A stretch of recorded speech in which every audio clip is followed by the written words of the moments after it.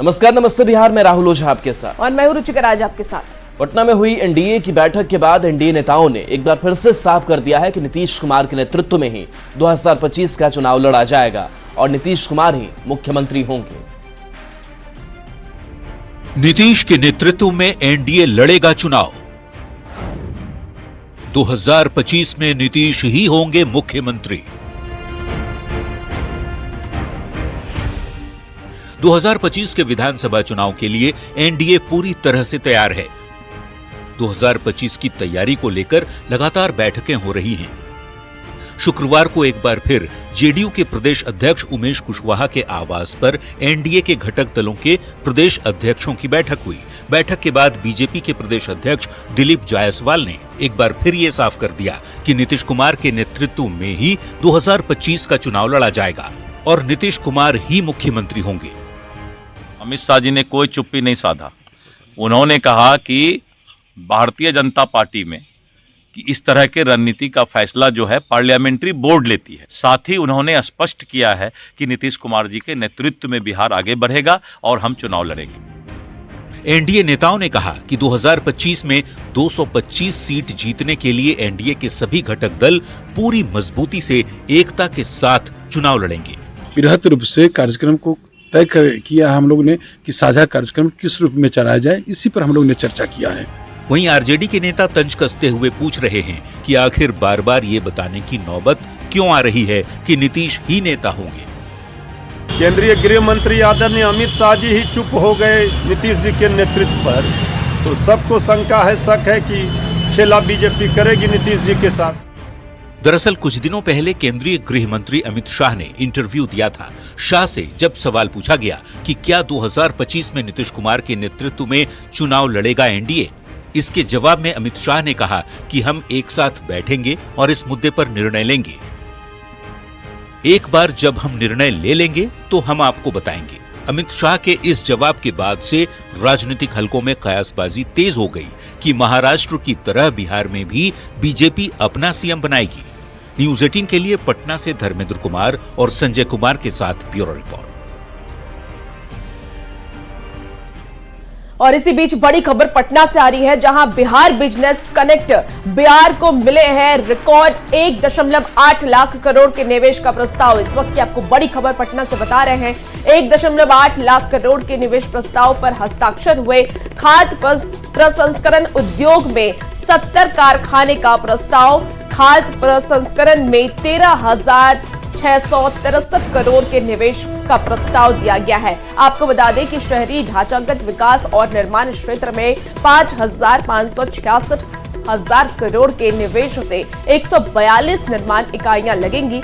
सन petrochemicals, Adani group, NHPC और Shri cement और हल्दीराम ने निवेश में रुचि दिखाई है। तो बिहार को आगे बढ़ाने में अब नीतीश मिश्रा लगे हुए हैं, उद्योग मंत्री हैं। और अब देखिए, बिहार बिजनेस कनेक्ट को लेकर के इस वक्त की बड़ी खबर आ रही है, जहां 1.8 लाख करोड़ के निवेश प्रस्ताव पर हस्ताक्षर हुए हैं। खाद्य प्रसंस्करण उद्योग में 70 कारखाने का प्रस्ताव दिया गया है और खाद्य प्रसंस्करण में 13,663 करोड़ के निवेश का प्रस्ताव भी दे दिया गया है। तो बिहार के विकास को लेकर के अब लगातार नीतीश सरकार आगे काम कर रही है। नीतीश मिश्रा के नेतृत्व में बिहार बिजनेस कनेक्ट का आयोजन किया गया और इसमें तमाम बड़े जो बिजनेस कंपनियां हैं वो निवेश कर रही हैं।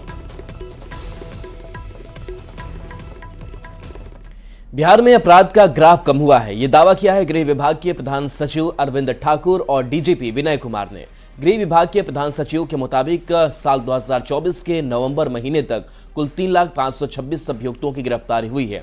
डकैती, चोरी, दंगा और नक्सली घटनाओं में कमी आई है। वहीं डीजीपी ने बताया कि अपराध की घटनाओं में कमी आई है। अपराधियों के खिलाफ बिहार पुलिस लगातार काम कर रही है। अक्टूबर 2024 तक 1,62,803 अभियुक्तों को सजा कोर्ट के माध्यम से दिलाई गई है। अपराध नियंत्रण में वर्ष 2024 में अभी तक 3 लाख अभियुक्तों की गिरफ्तारी हुई है। 92 नियमित हथियार, 4,861 अवैध हथियार, 165 देशी बम, 22,000 कारतूस और 83 अवैध लघु बंदूक कारखाना का उद्भेदन किया गया है। इन गतिविधियों के चलते, इस त्वरित कार्रवाई के चलते पिछले वर्ष की तुलना में डकैती के मामलों में 15.36%, चोरी में 5.93% और दंगा में 15.82% की गिरावट दर्ज की गई। एकदम सही आंकड़े हैं। एनसीआर भी सही आंकड़े प्रकाशित करते हैं और अपराध में कमी हुई है। जैसा कि अब डकैती के कांडों में देखेंगे, 2005 में जब 7 करोड़ 8 करोड़ पॉपुलेशन था, उस समय 3000 से ज्यादा डकैतियां होती थी। अभी 200 डकैती के कांड हो रहे हैं। जब आरएसएस के सरसंघचालक मोहन भागवत ने मंदिर मस्जिद विवाद पर चिंता व्यक्त करते हुए ये कहा है कि हर दिन एक नया मामला उठाया जा रहा है जो ठीक नहीं है। मोहन भागवत के बयान के मायने नेता अपनी अपनी सुविधा के अनुसार निकाल रहे हैं।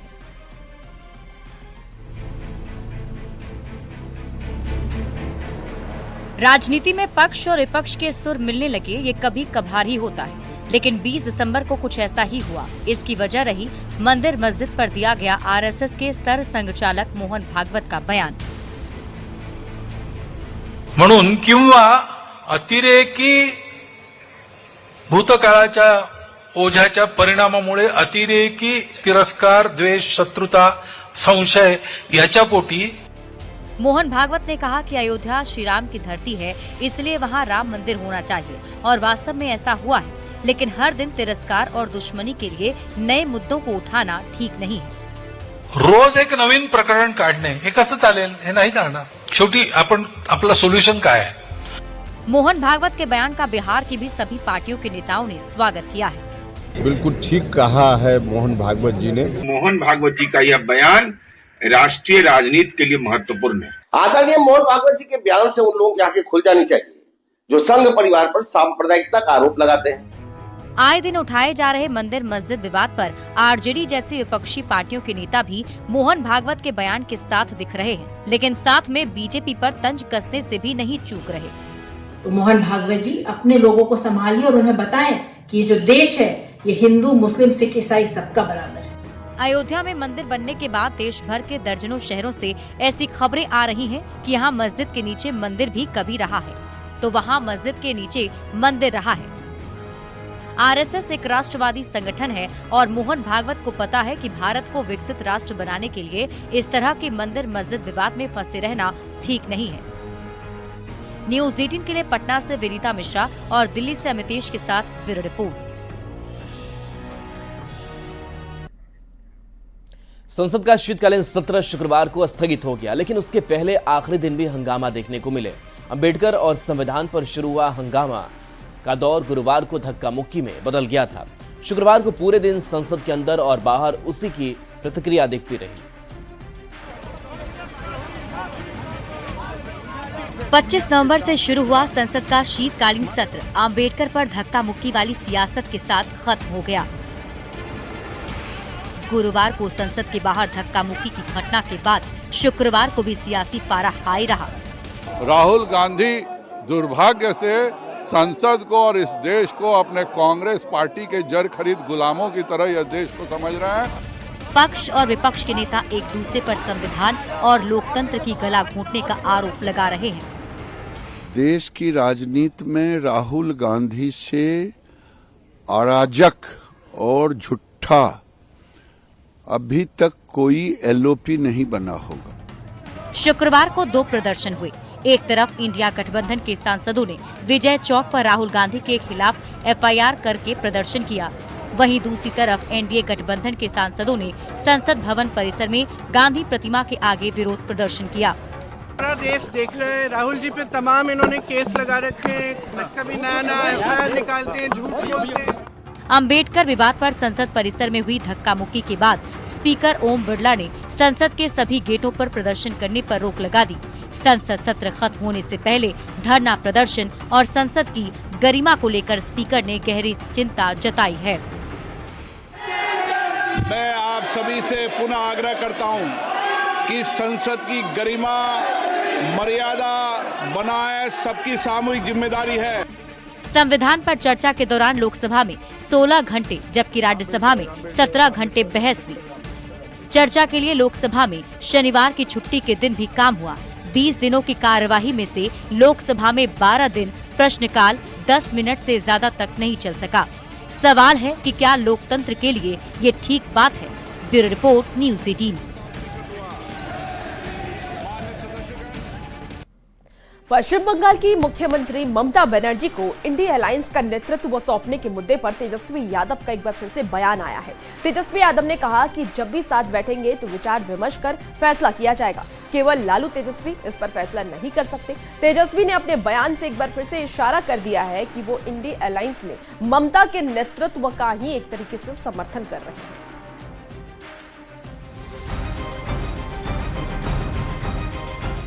इंडिया अलायंस में नेतृत्व को लेकर खटपट जारी है। जब से ममता बनर्जी ने इंडिया अलायंस का नेतृत्व संभालने की इच्छा जाहिर की, राहुल गांधी के नेतृत्व पर सवाल उठ रहे हैं। तेजस्वी यादव ने पहले भी ममता को नेतृत्व देने के सवाल पर कहा था कि उन्हें ममता के नेतृत्व से कोई परेशानी नहीं है। अब एक बार फिर ममता को नेतृत्व सौंपे जाने के सवाल पर तेजस्वी का बयान सामने आया है। तेजस्वी ने कहा कि सभी के साथ बैठेंगे तो विचार विमर्श कर फैसला लिया जाएगा। केवल लालू और तेजस्वी इस पर फैसला नहीं ले सकते। तो लालू जी ने देने में क्या हर्ज है, लेकिन ये बात तो सब लोग मिलकर के ही ना डिसाइड करेंगे कि कौन नेतृत्व करेगा, और नेतृत्व करने की बात का कन्वीनर कौन बनेगा, चेयरमैन कौन बनेगा। तो ये बातें जब तक ऑफिशियल तौर पे एजेंडे में हम लोगों के पास नहीं आता है, जब तक बैठक नहीं होती है, और कोई हम या लालू जी थोड़ी निर्णय लेंगे। तेजस्वी यादव के इस बयान से साफ हो रहा है कि वो इंडिया अलायंस में ममता के नेतृत्व का एक तरह से समर्थन कर रहे हैं। हरियाणा और महाराष्ट्र में कांग्रेस की हार के बाद इंडिया अलायंस के नेतृत्व पर सवाल उठ रहे हैं। कई सियासी छत्रप इशारों ही इशारों में ममता को नेतृत्व देने का समर्थन भी कर चुके हैं। ऐसे में ये साफ हो गया है कि इंडिया अलायंस में राहुल गांधी के नेतृत्व पर नेताओं को भरोसा नहीं है। न्यूज़ 18 के लिए पूर्णिया से कुमार प्रवीण की रिपोर्ट। दिल्ली के पूर्व मुख्यमंत्री अरविंद केजरीवाल ने बिहार के मुख्यमंत्री नीतीश कुमार को पत्र लिखकर केंद्र की मोदी सरकार को दिए जा रहे समर्थन पर विचार करने के लिए कहा है। केजरीवाल ने पत्र लिखकर कहा कि बाबा साहब के अपमान का बदला लेने का वक्त आ गया है। केजरीवाल के पत्र पर जेडीयू ने पलटवार किया है। ललन सिंह ने कहा कि नीतीश को परामर्श देने का केजरीवाल को नैतिक अधिकार नहीं है, तो संजय झा ने कहा कि केजरीवाल प्रवचन नहीं दे। देखिए, अरविंद केजरीवाल को कोई नैतिक अधिकार नहीं है नीतीश कुमार जी को परामर्श देने का। नीतीश कुमार जी बहुत लंबे काल से सार्वजनिक जीवन में है। केंद्र में कई विभागों के, महत्वपूर्ण विभागों के मंत्री रहे। बिहार में 19 साल से बिहार के मुख्यमंत्री का पदभार संभाल रहे हैं। आज तक उन पर कोई दाग नहीं लगा है। उनको क्या नैतिक बल है? अरविंद केजरीवाल भ्रष्टाचार विरोध में अन्ना हजारे के आंदोलन से पैदा हुए, और अभी कहां गए भ्रष्टाचार में? मैंने भ्रष्टाचार के आंदोलन से पैदा हुए और भ्रष्टाचार में जेल गया, और नीतीश कुमार जी को परामर्श दे रहे हैं। अरे नीतीश कुमार जी को क्या परामर्श दीजिएगा? अंबेडकर को डॉक्टर अरविंद केजरीवाल जी क्या जानते हैं? यहां के पूर्वांचलों का वोट लेते हैं। कोरोना काल में सारे पूर्वांचली जो दिल्ली में रह रहे थे, सबको नोएडा के बॉर्डर पर ले जाकर पहुंचा दिए थे। या पंजाब में क्यों नहीं बना है दलित मुख्यमंत्री? इतना बड़ा पॉपुलेशन है उस समाज का वहां पर, तो इसीलिए प्रवचन न दें इस सब चीजों पर। और केजरीवाल जी का वैसे भी जो पूर्वांचल बिहार के लोगों को प्रति जो दिल्ली में रहते हैं, लोग देख चुका है कोरोना के टाइम में किस तरह कोरोना में बस में भर भर के बिहार के लोगों को बॉर्डर पे छोड़ आए थे। और फिर नीतीश कुमार जी को उनका सारा इंतजाम करना पड़ा बिहार में। तो इसलिए केजरीवाल जी ये सब बात न बोले तो अच्छा है। ये सब प्रवचन देने की जरूरत नहीं है। झारखंड की सियासत में बकाये पर बवाल थमने का नाम नहीं ले रहा है। कल तक जो बकाया राशि 1,36,000 करोड़ था, अब 24 घंटे में वो बढ़कर 1,41,000 करोड़ तक हो गया है।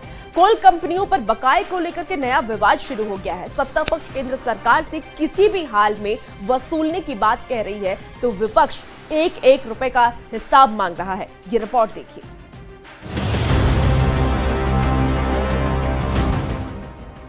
झारखंड में कोयले के राजस्व मद में बकाये को लेकर विवाद जारी है।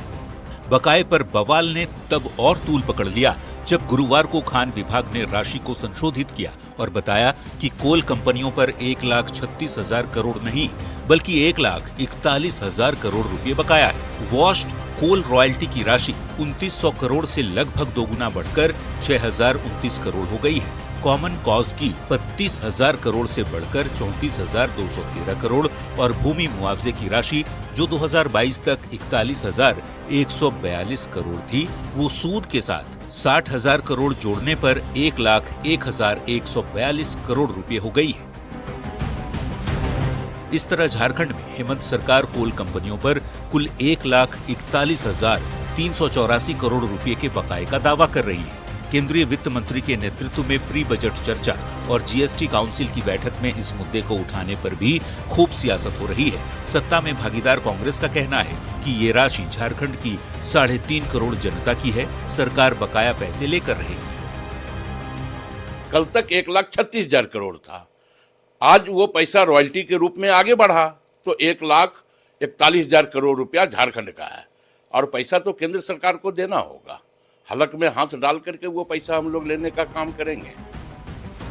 सत्ताधारियों पर पलटवार करते हुए बीजेपी के प्रदेश अध्यक्ष बाबूलाल मरांडी ने कहा कि हेमंत सरकार बकाये का हव्वा खड़ा कर रही है। बाबूलाल मरांडी ने हेमंत सोरेन से 3 सवाल पूछे।